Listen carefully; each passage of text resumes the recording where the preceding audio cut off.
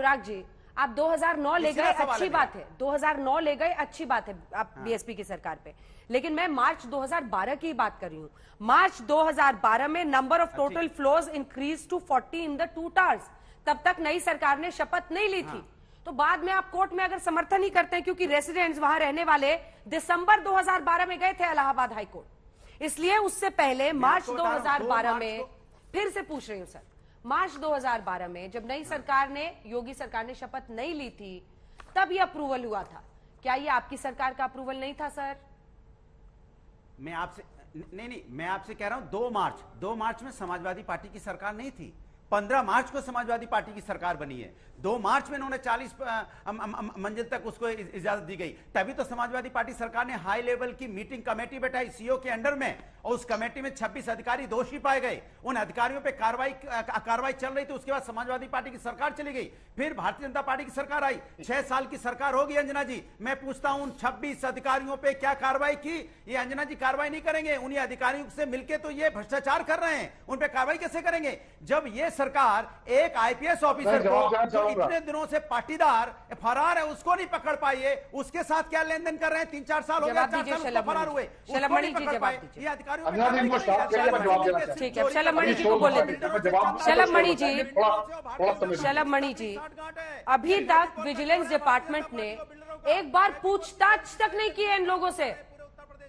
एक सेकंड अनुराग जी, अरे आप ही का सवाल पूछ रही हूँ सर। बाबा ही लूटना चाहते हैं, अनुराग क्या कर रहे थे 6 साल से? आज बाबा ही लूटने आए, अनुराग जी, आदेश आ गया, तब अंदर शांत कराइए, जवाब दीजिए।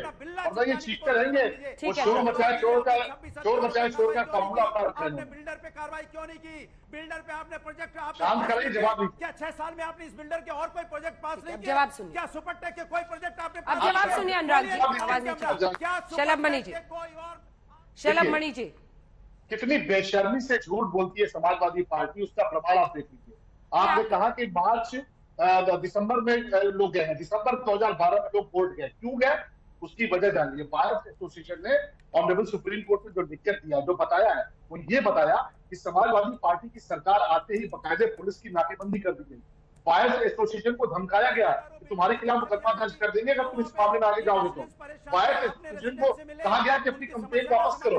उसके बावजूद जब उन्होंने कंप्लेन वापस नहीं ली, वो सरकार के दरवाजे पर मत्था टेकते रहे, उसके बावजूद जब उनकी सुनवाई होने के बावजूद उनको धमकी दी गई, तब जाकर वो कोर्ट के अंदर गए, और कोर्ट जाते ही समाजवादी पार्टी की सरकार ने बाकायदे पुलिस की बैरिकेड करके जो इमारत की 9 मंजिल बनी थी उसको 40 मंजिल तक पहुंचा दिया।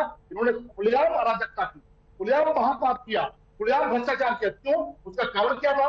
1000 वर्ग गज का पैसा सरकार की जेब में जाता था, और 10,000 वर्ग गज का पैसा। 15 मार्च से वो सत्ता में आए थे, जबकि 2 मार्च को ये अप्रूवल हुआ था 40 इमारतों का। अब इसका क्या जवाब है? स्वेरिंग इन, वही डेट मैंने खोला है, swearing in as chief minister, क्योंकि ये लगभग 15 मार्च को अखिलेश यादव ने स्वेरिंग इन की थी अपनी, और ये अप्रूवल 2 मार्च का है। सरकार नहीं थी जो 9 मंजिल तक बनकर तैयार थी, वो 40 मंजिल तक इन्हीं की सरकार में तो हुई, उसी मार्च के बाद हुई है। वरना मायावती जी की सरकार तक तो 9 मंजिल तक खड़ी थी। ये सही है कि उनकी सरकार में उसकी इमारत बढ़ाने का परमिशन हुआ। तो मायावती जी ने दिया ना, तो मायावती की सरकार पर क्यों नहीं बरस रहे हैं जो समाजवादी पार्टी को कोस रहे हैं? हम तो दोनों पे कह रहे हैं, दोनों का भ्रष्टाचार है। जमीन का। अब ये बताइए कि विजिलेंस के अधिकारी पूछताछ क्यों नहीं कर रहे हैं? क्या आप लोग आरके अरोड़ा को शय दे रहे हैं? मैं सीधा सवाल कर रही हूँ आपसे। Please Anurag ji, please sir, लगातार बोलेंगे तो कैसे? ऑडियो नीचे कीजिए please sir, please. Shalmani Tripathi ji, अब तो ये सवाल क्यों न पूछा जाए कि आपकी साठगांठ है आरके अरोड़ा के साथ? वरना ये जो 4 उनके निदेशक हैं, ये सीना चौड़ा करके हर जगह घूम रहे हैं। आप बताइए, ये 4 निदेशक, एक बार फिर से उनका नाम लेंगे, आरके अरोड़ा, संगीता अरोड़ा, अनिल शर्मा, विकास कंसल, 4 डायरेक्टर्स हैं। शलमणि जी, ये आपके फॉर्मर सीईओज हैं नोएडा के, इनके नाम जो मैंने उनको भी बताया, Mohinder Singh, SK Dwivedi, RP Arora. Vigilance ने पूछताछ तक नहीं की है सर अभी किसी से? नहीं, आप ही ने बताया कि एफआईआर रजिस्टर हुई है।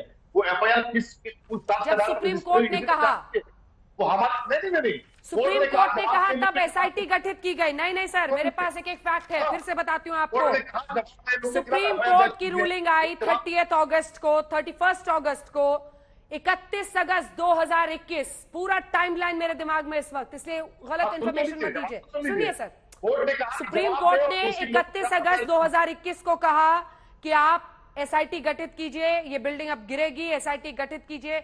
उसके बाद से एसआईटी गठित करने के बाद 4 अक्टूबर 2021 को एफआईआर दर्ज हुई है। मैं वही कह रहा हूँ, कोर्ट के कहने पे किया आपने।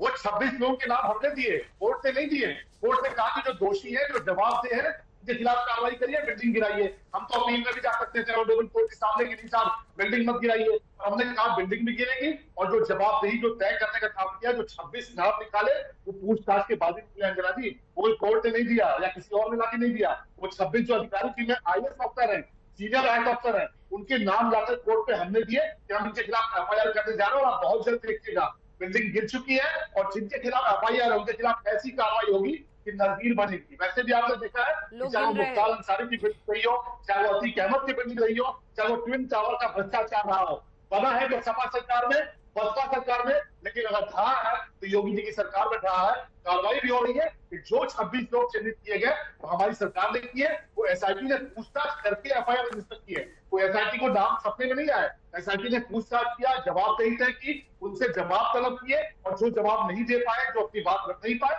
वो 26 लोग चिन्हित किए गए हैं। बड़े से लेकर उसमें तमाम सारे बिल्डर भी है, उनके खिलाफ निश्चित तौर पर कार्रवाई होगी, और ऐसी कार्रवाई होगी कि पूरे देश में नजीर बनेगी।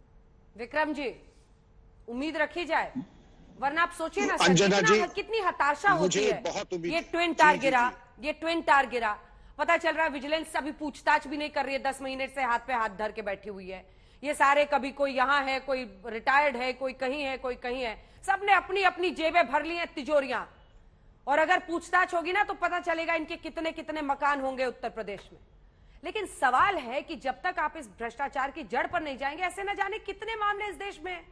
रेसिडेंट्स की सुनता कौन है सर? आए दिन आप नोएडा में चले जाइए, किसी न किसी बिल्डिंग कंस्ट्रक्शन वाली साइट पर आपको रेसिडेंट्स मिल जाएंगे जो आंदोलन कर रहे होते हैं, कोई नहीं सुनता है उनकी। विक्रम जी। अंजना जी, आप बिल्कुल ठीक कह रही हैं। मैं सुपरटेक में ही रह रहा हूं पिछले 12 साल से। आपने जो बात कही अक्षरशः सत्य है, और ये सही है।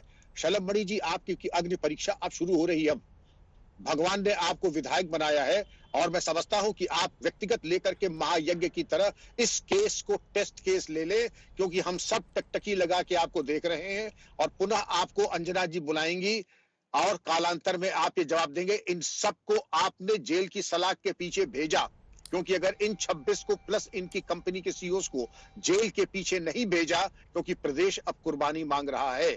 आपने बुलडोजर चलाया, आपने डायनामाइट लगा के ट्विन टावर्स गिराए, अब इन पापात्माओं को भी जेल की सलाह के पीछे भेजे। इसमें विलंब और प्रमाद जो होगा वो घातक होगा। हम सब टकटकी लगा के देख रहे हैं। शलभ मणि जी, उम्मीद करते हैं कि आप योगी जी के पवित्र दामन को और उज्जवल करेंगे, और हम सबको निराश नहीं करेंगे, और हम सबका मनोबल ऊंचा करेंगे।